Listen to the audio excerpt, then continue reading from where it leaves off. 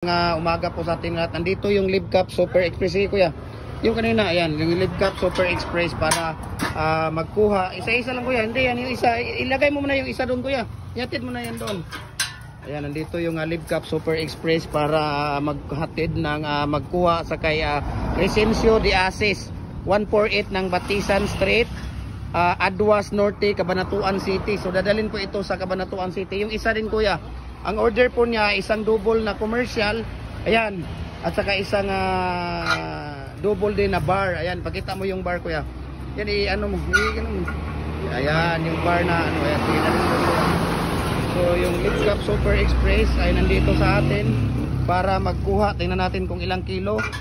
Ayan, nasa 20 kilos po. Ayan, 20 kilos.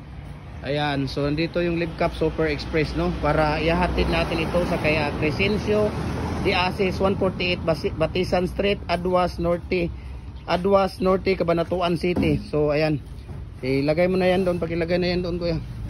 So dadalhin po ito sa Cabanatuan City po kay Crescencio de Asis 148 Batisan Street, Aduas Norte, Cabanatuan City. So yung order niya itong isang double na ano, isang double na CHB. Ayan, number 4, 3.5.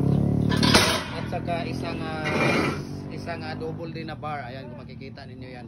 So yan po ang order ni Kuya. Ayan si Kuya. Oh, see? So thank you so much Kuya. So mag-aano muna tayo kung magkano yung babayaran nila dito. Kano Kuya? 1,131.